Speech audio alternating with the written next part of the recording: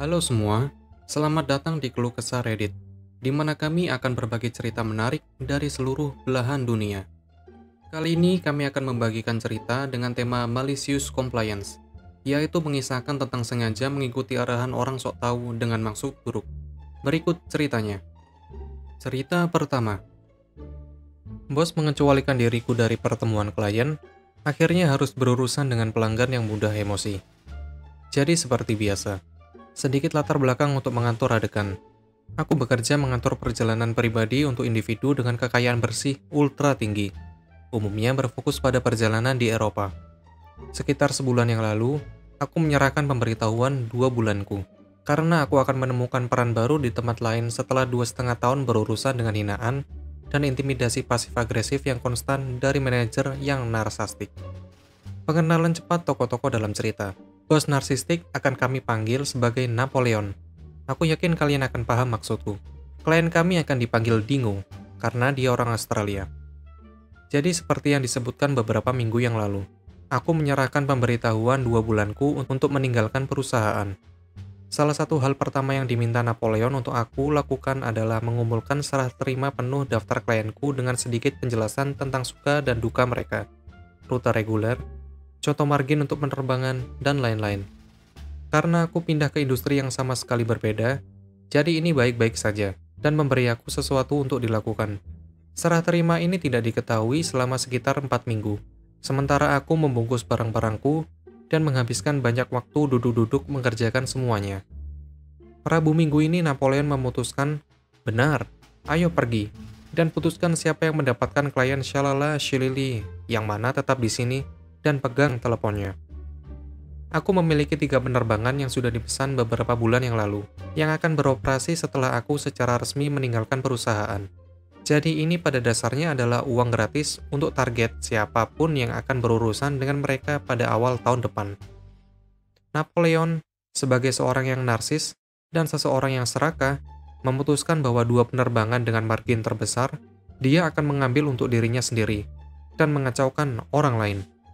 Namun, seandainya dia mengundang aku dalam rapat untuk membahas klien, dia akan tahu bahwa aku berada di tengah-tengah diskusi yang cukup sulit dengan klien Dingo mengenai penerbangan ke resort pergunungan tertentu pada akhir Desember.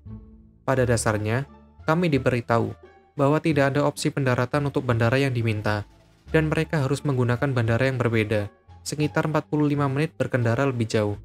Dia memilih yang asli, karena anak-anaknya mabuk mobil, sehingga dia ingin mengurangi waktu perjalanan. Aku telah bolak-balik dengan pemilik pesawat mencoba mencari solusi, dan ketika mereka sedang rapat, akhirnya menyampaikan kabar buruk kepada Dingo, tetapi menyarankan agar kami menawarkan uang untuk penerbangan berikutnya, dan karena itu memotong margin kami sebagai permintaan maaf. Dingo tidak menyukai ini, dan menjawab dengan email pedas yang memberitahu kami betapa buruknya semua ini, dan bagaimana dia mempertimbangkan untuk membatalkan penerbangan, dan dia akan memikirkan opsi yang aku berikan kepadanya, dan kembali kepada aku nanti hari. Isyarat malicious compliance. Napoleon turun dari pertemuan dan menyarankan, "Oh, aku akan menjaga Dingo dan XX klien lain mulai sekarang untuk kamu." Jadi, aku pikir, brilian. Jika dia menginginkan margin dan tidak mau repot untuk mendapatkan latar belakang, dia bisa mengatasi dampaknya. Jadi, aku mengirim email ke Dingo yang mengatakan, "Aku sangat menyesal atas semua masalah yang Anda hadapi dengan ini, dan aku mengerti betapa kecewanya Anda. Harap perhatikan bahwa aku telah menyampaikan ini langsung ke manajerku Napoleon, yang sekarang akan menjadi berurusan dengan ini semua secara pribadi mulai saat ini dan seterusnya." Ketika Napoleon melihat ini, dia menjawab, apa yang kamu lakukan? Kamu tidak pergi selama 2 minggu lagi." Di mana aku menjawab, "Kamu meminta aku untuk menyerahkan barang-barang, dan menyarankan bahwa kamu akan berurusan dengan Dingo. Jadi aku telah menyerahkan Dingo kepada kamu seperti yang diminta. Informasi apapun yang kamu butuhkan ada di serah terima. Aku memberi kamu beberapa minggu yang lalu. Jelas kamu tidak memerlukan informasi lebih lanjut."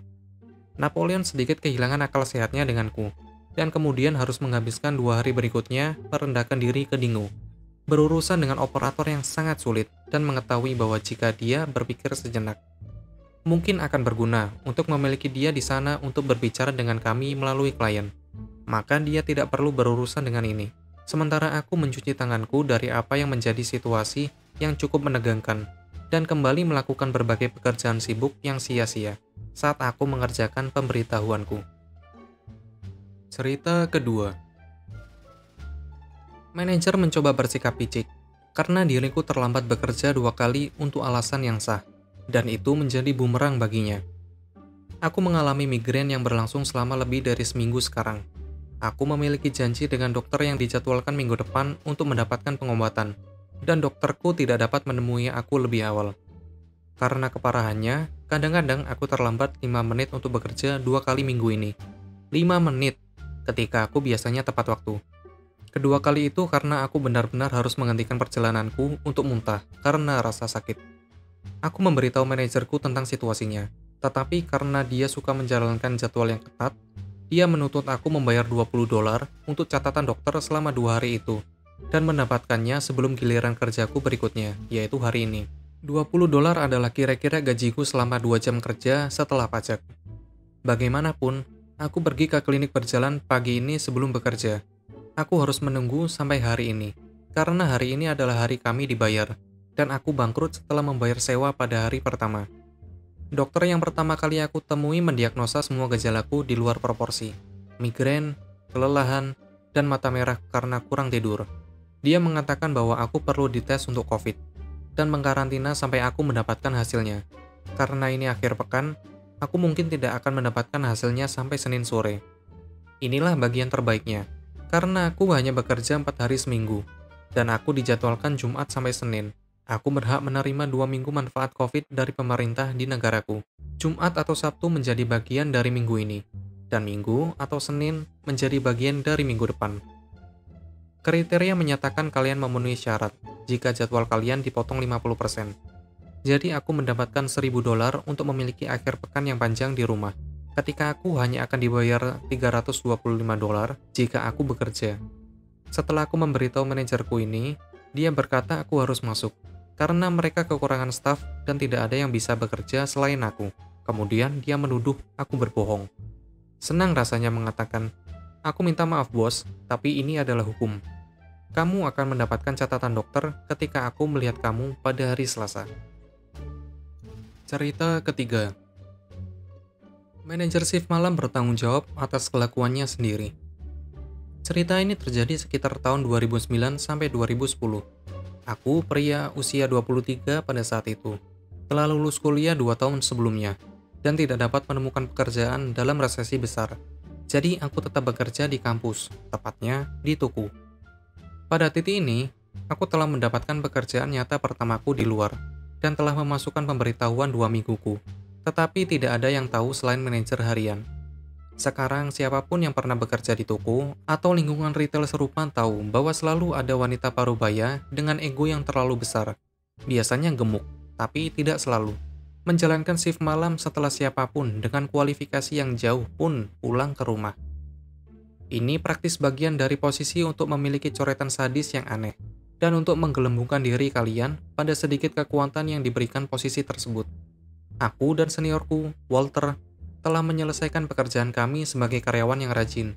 Jika kalian pernah bekerja di lingkungan ini, kalian juga tahu bahwa manajer malam sadis yang aneh ini akan mencoba memeras setiap menit pekerjaan dari kalian, mungkin untuk membuat dirinya terlihat sebaik mungkin oleh atasannya. Jadi, Walter dan aku berada di ruang belakang melakukan tugas ringan, sampai toko tutup sekitar 2 jam kemudian. Dalam perjalanan sadistik night manager atau yang kita sebut S&M yang mulai membicarakan tentang bagaimana kita mencuri waktu. Kami tentunya tidak. Kami melakukan tugas ringan, menyapu, menyortir, dan lain-lain. Aku memberitahu dia bahwa kami adalah pekerja per jam dengan beban kerja malam yang ditugaskan, dan kami ditugaskan untuk tugas ringan setelah selesai. Ini berlaku juga jika aku melemparkan secangkir muntah padanya. S&M menyeret kami keluar ke kotak susu, memberi kami troli belanja, beberapa pembersih, dan memerintahkan kami untuk menarik produk, membersihkan rak, dan mengatur ulang produk. Walter, yang membenci kesongkongan S&M, mendapatkan ekspresi ini di wajahnya, sesuatu yang belum pernah aku lihat sebelumnya, dan sesuatu yang aku harap tidak pernah kulihat lagi. Walter menjelaskan rencananya, dan kami berdua pergi, dan masing-masing mendapatkan sekitar 5 troli belanja. Kami sepenuhnya menarik casing, membersihkan rak, dan yang paling penting, melepaskan label untuk membersihkan di bawahnya.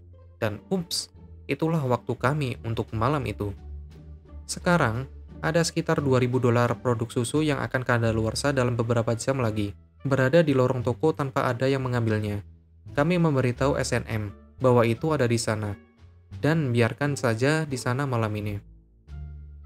Toko tutup sekitar 10 menit kemudian, yaitu pada jam 11 malam, dan SNM memiliki $2.000 produk susu yang akan habis masa berlakunya di jamnya. Siapapun yang bekerja di supermarket juga tahu bahwa manajer toko mengawasi jam seperti elang, dan semua orang bekerja setiap jam sampai kalian membuat nilai tertentu sehingga hanya ada 2 karyawan di toko, biasanya general manager dan asisten general manager. SNM tidak dapat menghabiskan waktunya, karena dia adalah karyawan 40 jam yang memenuhi syarat untuk lembur, dan sekarang harus keluar jam dan menghabiskan berjam-jam secara percuma untuk mencari tahu plan Ugram. Pada dasarnya, di mana semuanya seharusnya pergi sejak tak dimatikan. Aku berbicara dengan orang-orang shift malam itu, dan menurut mereka, dia ada di sana sampai sekitar jam 3 pagi, menata semuanya kembali seperti semula, karena dia memutuskan untuk menjadi keras kepala, dan memutuskan bahwa pekerjaan yang kami lakukan tidak cukup baik. Begitulah ceritanya. Apabila kalian suka, kalian bisa like dan berkomentar di bawah. Jangan lupa subscribe untuk membantu channel ini. Sampai bertemu di video selanjutnya.